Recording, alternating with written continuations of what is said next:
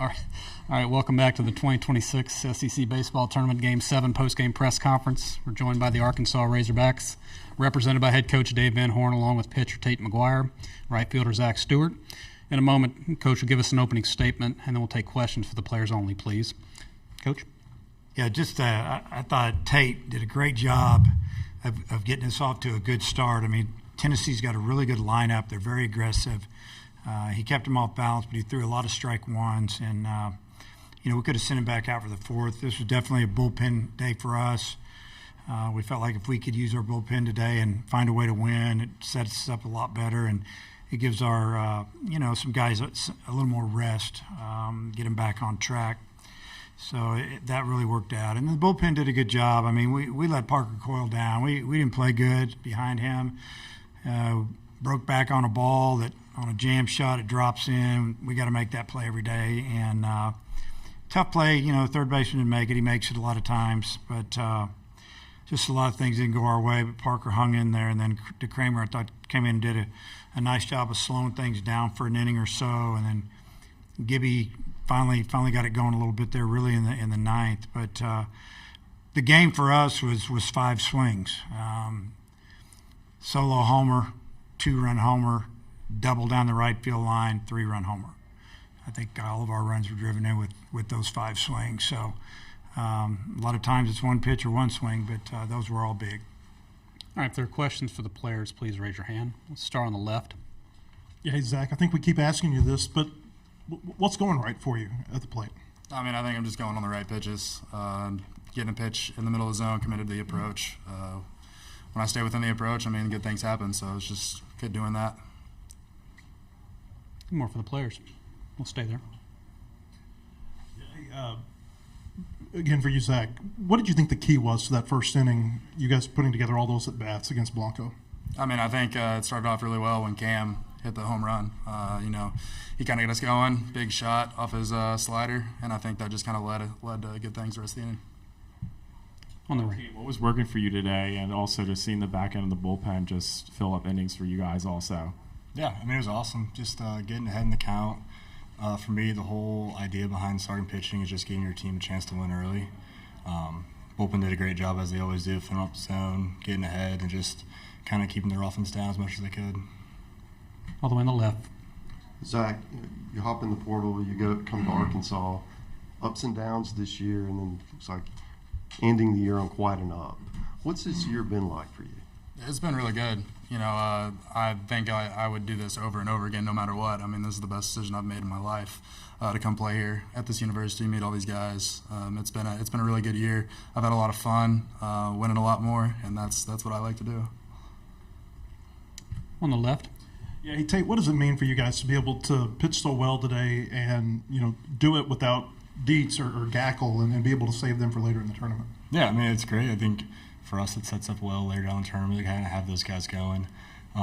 It's just more of like a momentum thing for all the arms down in the bullpen, just getting off on the right foot as we head into postseason. In the center of the room. Zach, Coach Elander mentioned that Blanco clearly didn't have his off-speed stuff working early in the game. Is that something you guys as an offense noticed and were able to kind of communicate with each other about early? Yeah, I think we picked up on it. Cam hit the home run off the slider. I kind of communicated with him, seeing the pitch shape, what he thought it was and everything.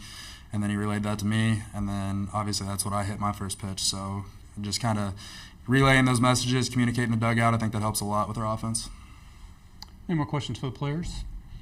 If not, Zach, Tate, congratulations, and we'll see you again on Friday. Thank you. Thank you. See you guys in a second. Don't leave without me. All right, questions for Coach. Let's start on the right. Coach, what did you think about the new rule of the ABS, with this being the first time it's being implemented here in this tournament? Well, I think it brings a little extra excitement to the game. I mean, it really – I see it as a good teaching tool, man. I'm telling you, our hitters, they get to tap their hat and question the umpire, and catchers the same way. Helps. I think it's going to help the hitters learn the strike zone a little bit, and But I thought so far it's run really smooth. It's been really fast, and I'm all about it if you can do it away from here and do it at ballparks in the SEC and in college baseball. I know that might take some time, but so far so good. I like it. On the front row on the left. Dave with Zack. Other than having great hair, what makes him what he is? I mean, he's really rolling.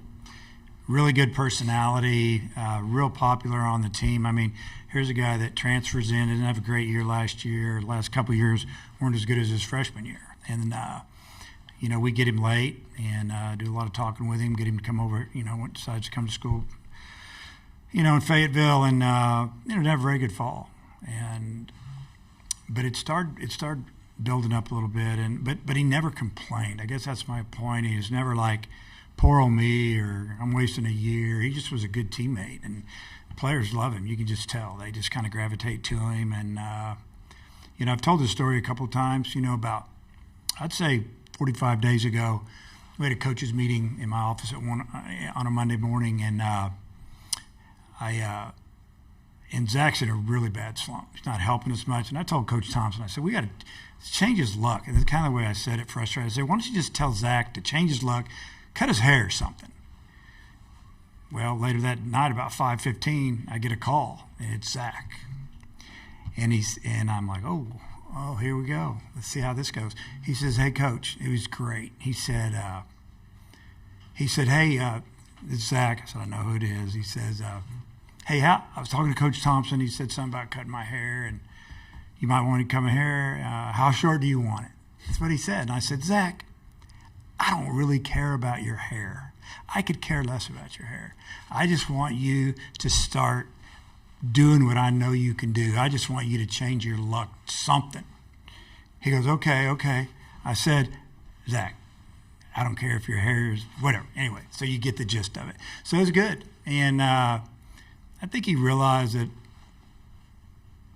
we care about him a lot. And I think that helps him relax a little bit. But that's him. He didn't call me to give me a hard time or be defiant. He called to see what I wanted him to do, and I really appreciated that.